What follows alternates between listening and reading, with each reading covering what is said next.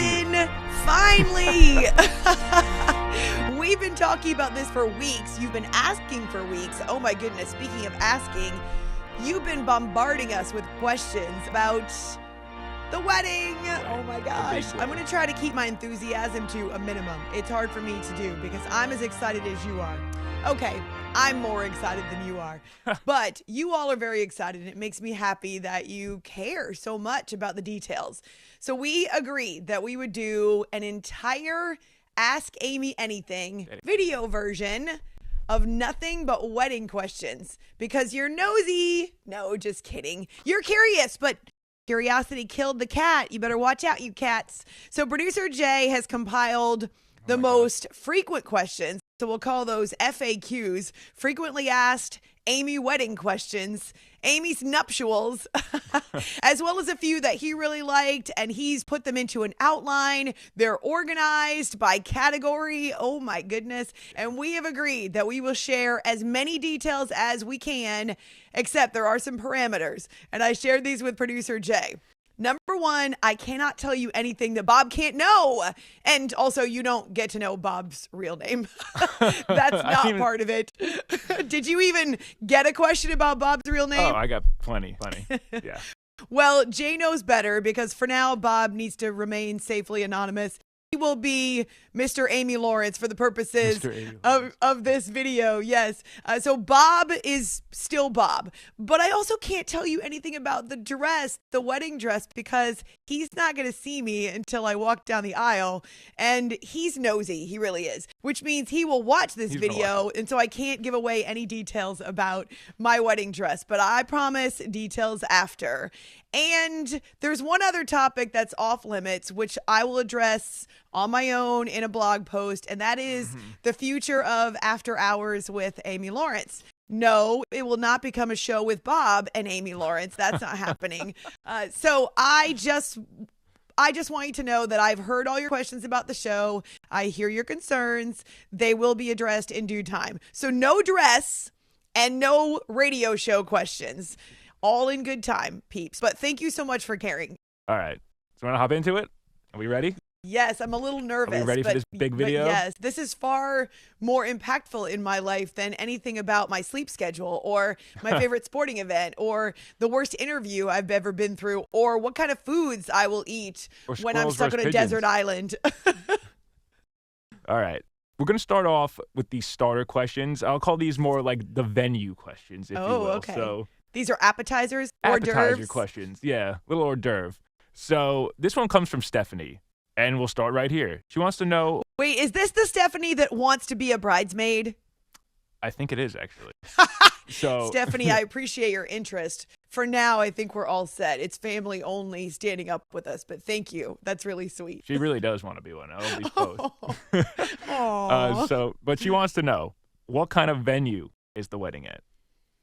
Well, the wedding itself is at a small chapel that is situated right next to a really cool barn, an old barn, the type of barn that you find all over the place in Texas. They're 200 feet apart on a gorgeous piece of property in rural Texas, northwest of Houston. And Bob and I looked for quite a while before we found this spot that fits perfectly. There's a pond on the property. It's wide open. It's a ranch, actually. There's a horse, there are donkeys, there's an old wooden wagon, there's a 1939 truck or something along those lines. We'll be able to take some really cool photos. So that was one of the selling points, is that we want to be outdoors for a lot of our photos. And I'm looking for one of those gorgeous evening Texas skies.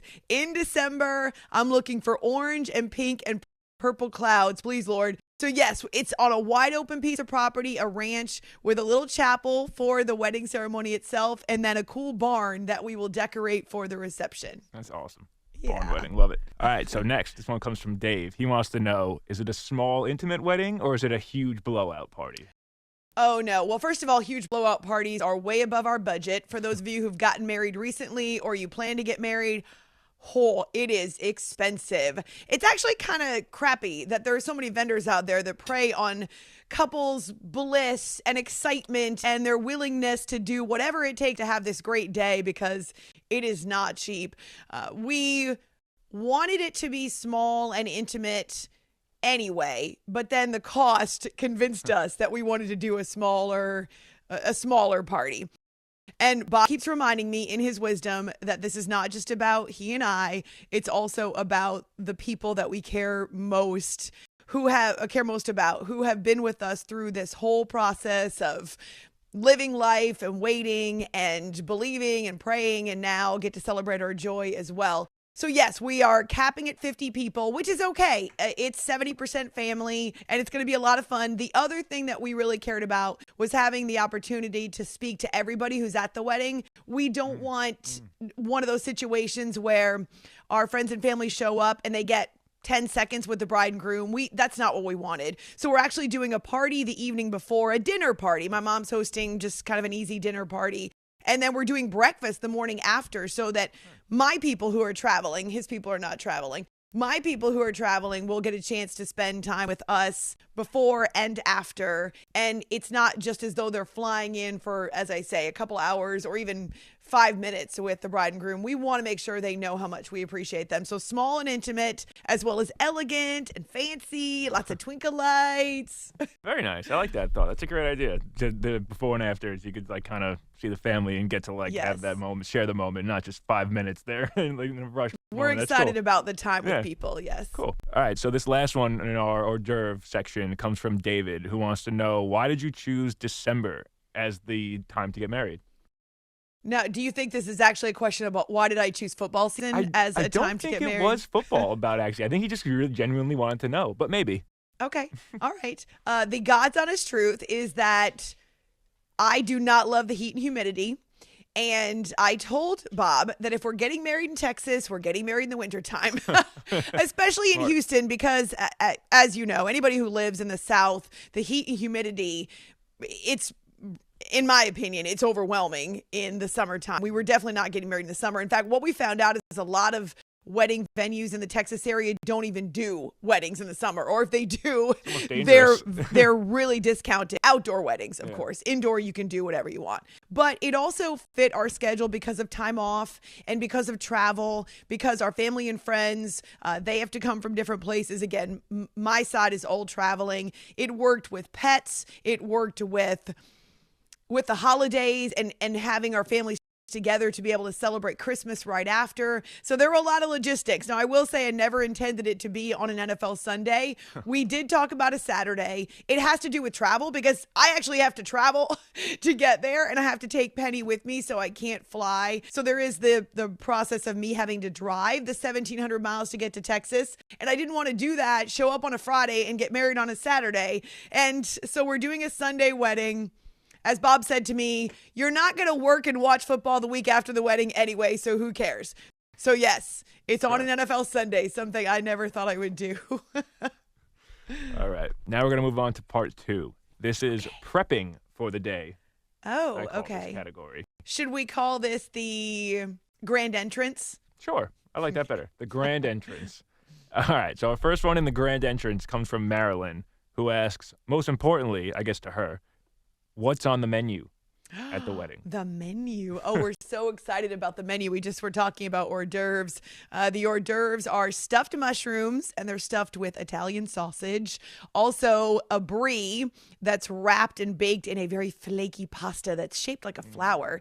And a very few select bacon-wrapped scallops. Only 25 of those, so it's going to be first come, first serve. I hope someone sets aside a few hors d'oeuvres for Bob and I, though we had fun testing this particular caterer. Was it fun? Then we're going to go with a salad as well as garlic butter dinner rolls. The rolls are soft and fluffy and warm and slathered with garlic butter. When the waitress brought out the food to us at our tasting, she said, the rolls are going to be your favorite part. They're everyone's favorite part, and they definitely are. Fantastic.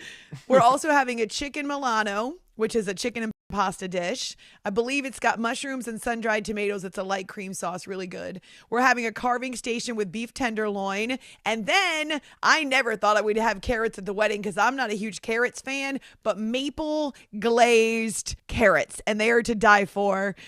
Just delicious.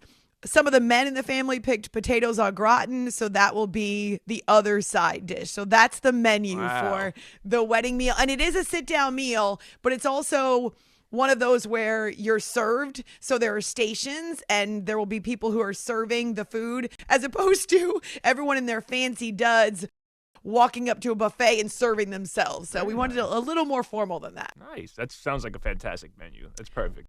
Well, you know what? I'll see if I can bring you back a doggy bag, Jay. I gotta at least have a garlic dinner roll. Oh, yes, for sure. I'll snag you a few and stuff them in the. I don't know where I'll stuff them. I'll put them somewhere. As long as they make it as long as they make it back, I'll draw. Yes. So now Daryl wants to know. He says you got to tell us about the cookie bar, which you mentioned. Yes, and this comes from the brain of Amy Lawrence. I just want you to know this is my idea. You all know how I love to bake and how much people enjoy my cookies. I give them away as gifts. In fact, at Christmas time, I give them away. And so I was thinking about some kind of a special dessert bar to go along with what will be cupcakes. We're not doing a traditional wedding cake. My best friend's making cupcakes instead. So I thought ice cream bar, except it's kind of tough. It might melt, and I didn't want a big, huge mess. Also, a candy bar where people fill up bags and they take home bulk candy, which Jay and I, of course, love candy. But the other option that popped into my brain was cookies. And I initially thought that we would ask a bunch of our friends and family who make, because I know people who sell cookies. They bake them on their own, they sell cookies, or will buy them from local places that are recommended. Then I thought, wait a minute. We don't want gifts because we have two of everything. We're already trying to combine two households. It's hard enough. So we want people to not bring gifts, but we want them to bring cookies. So cookies are required for attending the wedding. You have to bring a couple dozen, we hope. And what we're shooting for is 300 cookies that people will then fill up in bags. We might actually do special monikered bags or monogram bags, I should say, with our initials on them. And then we'll let people take them home as their souvenir. So we're really excited about people baking on their own and bringing cookies to the wedding. And then they'll have something to eat on their drive back. What an idea. That's awesome. Thank you. I know, I'm really excited. We actually have to explain to people that they don't get in the door. Well, first of all, you don't get in the door with jeans or cowboy boots. It's not that kind of a wedding. And second of all, you don't get in the door without your cookies. Love it. Love it. All right. So now Lisa asked this question. She wants to know, what was it like shopping for your dress? Don't describe the dress or anything. No, but I can't what was tell it you like anything about getting it? That's okay, right? Oh, I figured that was okay. It was. I was actually kind of nervous about it, as you can imagine, not ever having done this before. My mom went with me. My best friend was supposed to go, but she had to cancel at the last second, which was a disappointment. But Mom and I showed up and we went to David's Bridal. So thank you to them. We had a stylist named Matthew. He was awesome. Really funny story. My mom exclaimed when he came over and introduced himself. She said, "Really? Mom, are you kidding me?" So anyway, I apologized and I said, "You must get that a lot." And he said, "Oh yeah, absolutely." He was so smart and he had such great ideas. And I told him what I was looking for in the dress initially, and he pulled 4 different dresses off a rack they had in the back. Then my mom and I went through and we found dresses that we thought we might like to try. Ultimately ended up trying 11 dresses, retried. Oh, by the way, they take 5-10 minutes to get into and out of, which was really funny. And then I ended up trying on 4 of them again. And it was fun. He would dress it up with some veils or some other types of accessories. And there were pictures being taken. My mom was sending them to our family group chat, which was really funny. And so we laughed because some of them were not me. And we laughed also too because some of them did not fit. He just said, even if it's a size 3 or 4 sizes too big, we'll make it work so that you can see what it looks like on you. So they would use clips or he would hold it. Really good thing I'm not modest because there was no privacy there. Oh, at one point though, this is really funny. I was trying on a dress and there was another bride to be on the other side of this gigantic mirror, and she was trying on the same dress. So we realized now she was a completely different shape and size than me, even a different ethnicity, but we were both trying on the same dress, which was really funny. Wow. Anyway, it was kind of fun. At one point, I really did get this feeling of, oh my goodness, this is what it's like to be a princess. So I enjoyed it. And ultimately, the one that I picked, not what I would have thought. I've told Bob that, so he knows that part. It's not the style that I would have envisioned, but it's perfect. And it's a once in a lifetime thing. So it's okay to get out of my regular style or to try something new. And yeah, I'm really excited. It's actually here in the house. My first fitting is coming up in a few weeks. All right. Now we're going to move on to the wedding day. It's a new category. Okay. All right. So this one comes from Mike. He wants to know, will there be any professional athletes in attendance? No. No, the only people who will be there, and I'll just speak to my side. Bob's got family and friends, obviously. We each have about 25 who are coming. For me, it's my family members from both sides. So I have some of my Grammy's family members there. Grammy Helen obviously can't be there, but her side of the family, my dad's side of the family, is represented. My mom's side, kind of fun because we've got people coming from Northeast Ohio and Wisconsin and Arizona, and we've got people from all over the place. And then I've got a couple high school friends, a couple college friends. It's people who have walked this road with me as I've waited and believed and tried not to lose faith. It's people who I know personally, who I want to share this with. That's not work. Really, there's no one that's from work on either side. So this is, as we talked about at the beginning, a very intimate setting, and it's 70% family and a handful of friends. And it's hard to make a guest list that leaves off people that I know and that I like, but we want it to be small and intimate, and we want it to be very personal. So that was the goal. This one's from No athlete. Oh, no athletes. No. They would steal all the attention from me. That's right. Just kidding. This one's from Dean, who wants to know, would you ever, or asked, I suppose, would you consider live streaming the event so that he could, and I guess other fans could watch it? Setting up a camera and having a live stream website. No. That's really kind. Yeah. I can't imagine that anybody would really care, but no, I wouldn't do that to Bob. I wouldn't do that to my family. Also, it's personal, it's private, and yeah, it's not about work. But I swear to you, I will share stories when I'm back. Oh my gosh, it's going to be the longest stretch I've ever not been on my radio show. So that's going to be really hard for me. Almost 2 weeks off, not quite, but almost 2 weeks off from the show, between the travel and the wedding and the family stuff and Christmas. And so it's going to be hard, but I'll come back with lots of photos of, I don't know how much I'll share of other people, but I'll be sure to share a few photos of me, and also some of the kind of fun photos of the venue. And I promise stories. Don't you worry. There will be stories. There will be blog posts. There'll be videos. There'll be stories. All right. Last one here in the wedding day category. Steve wants to know, will Penny be a part of the ceremony in any way? Oh, well, Penny is a big reason that we have to do the wedding in December, as I say, because of time off and because of the driving and the traveling. She is to come with me. But no, she will not be at the wedding. The hard part is that Penny is, well, she's almost 14. Yeah. She'll be 14 when the wedding takes place, and she's real tired, and she gets more anxious when she's out of her routine. Mm-hmm. So we're actually putting her with my mom's 2 dogs, and we're leaving them with some friends. And believe it or not, my mom's husband will probably leave the reception early to go check on the dogs or make sure the dogs are okay, because Penny's on insulin. She's got a very strict routine. So I'm going to try not to worry about Penny. I'm sure she's going to be fine. My mom did say this to me, though.